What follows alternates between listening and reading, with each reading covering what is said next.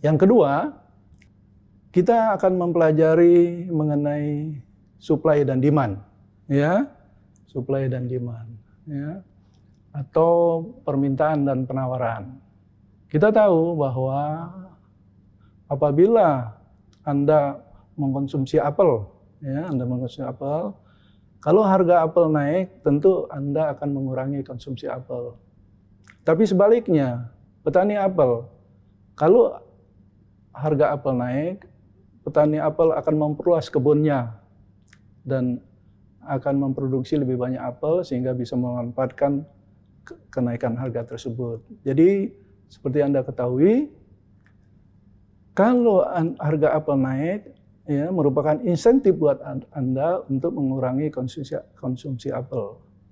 Dan sebaliknya, kalau Anda sebagai penjual apel atau petani apel, dia merupakan insentif buat Anda kalau Anda memperluas kebun Anda, ya, memperbanyak produksi apel.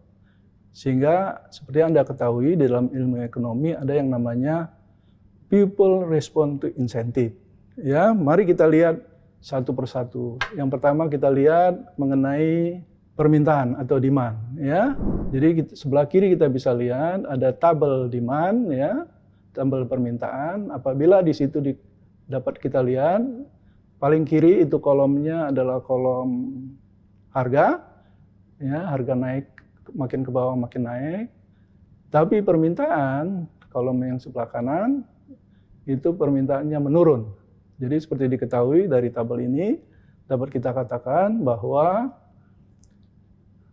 kurva demand itu adalah miring ke bawah. Seperti kita lihat pada gambar sebelah kanan, yaitu hubungan antara harga dan quantity, ya, quantity yang diminta. Ya, jadi kita lihat kurva demand itu miring ke bawah. Jadi teman-teman sekalian, itu kalau kita lihat kurva demand, ya. Kemudian kita coba lihat kurva supply, ya. Nah, ini sebelumnya kita lihat kurva demand tapi untuk pasar. Jadi kurva demand untuk pasar, ya, itu adalah penjumlahan horizontal daripada kurva-kurva individu, kurva-kurva individu. Jadi kita lihat, ya, di sini ada demand-nya Catherine, ada demand-nya temannya, kemudian market demand atau permintaan pasar itu penjumlahan secara horizontal. Jadi biasanya yang kurva demand pasar itu lebih elastis, lebih landai, ya.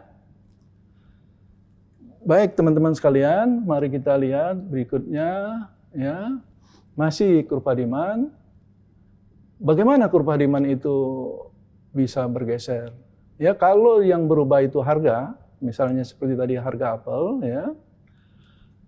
Kurva demand itu tidak bergeser, dia hanya bergerak di sepanjang kurva atau dikatakan movement along the curve, ya. Tapi kurva demand bisa bergeser ke kanan atau bisa bergeser ke kiri. Misalnya income Anda naik, ya, maka kurva demand akan bergeser ke kanan. Ya, seperti misalnya Anda sekarang punya penghasilan katakanlah A, Anda hanya punya mobil satu, ya, tapi sekali waktu kalau Anda misalnya naik, ya, karir Anda katakanlah menjadi CEO, ya mungkin demand Anda terhadap mobil menjadi bertambah, ya, jadi kurva demand-nya bergeser ke kanan, ya. Dan juga kurva demand juga bisa bergeser ke kiri, ya. Katakanlah misalnya income Anda berkurang.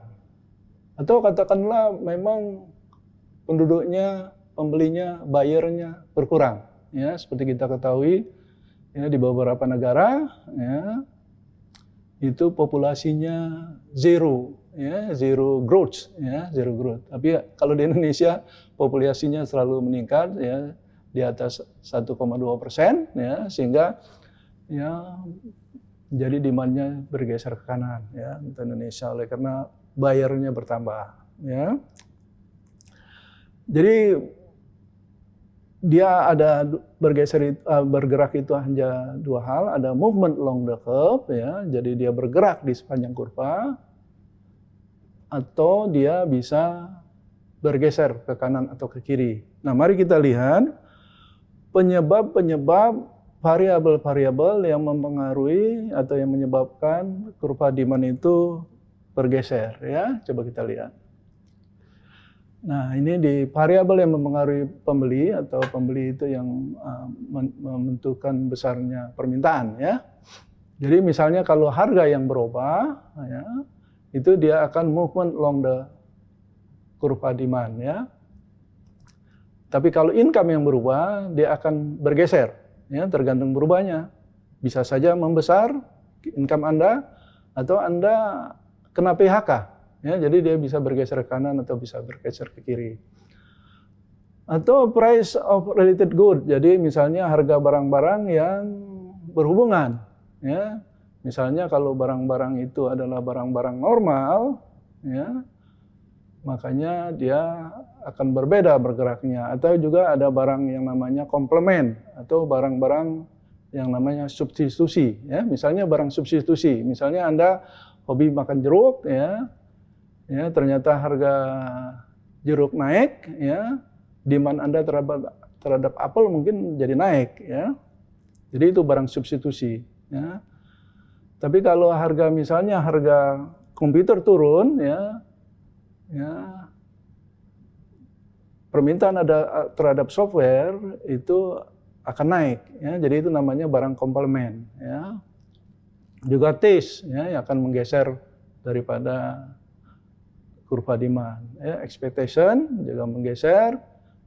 Tadi, ya, number of buyer, jumlah pembeli, ya, juga menggeser, bisa ke kanan, bisa ke kiri, ya. Tapi umumnya ke kanan, ya, kanan.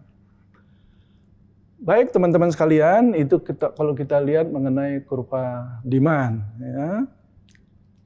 Coba kita lihat kurva supply, ya. Nah, teman-teman sekalian, ya, sebelah kiri kita melihat tabel, ada tabel, ya, mengenai harga barang sama, ya, makin ke bawah makin naik, ya.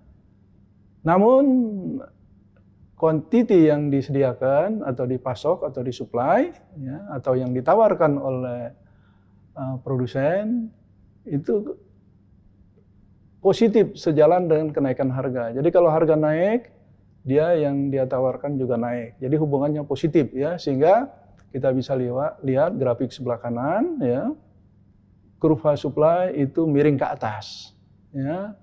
Harga naik, quantity juga naik, ya. Jadi dia miring ke atas, ya. Hubungannya demikian kalau supply. Nah, mari kita lihat, ya. Juga begitu kalau supply pasar itu adalah penjumlahan dari supply individu, misalnya pabrik A, pabrik B, supplier A, supplier B, ya, menjadi supply pasar, ya. Jadi penjumlahan secara horizontal, ya, kita bisa lihat di tabelnya, ya, bahwa itu penjumlahan secara horizontal. Baik teman-teman, kita lihat, ya, bagaimana kurva supply bisa berubah. Apabila yang berubah itu harga, maka dia akan movement along the curve, ya. Tapi kalau yang berubah itu variabel-variabel lain selain harga, ya, kurva supply akan bergeser ke kanan ataupun ke kiri.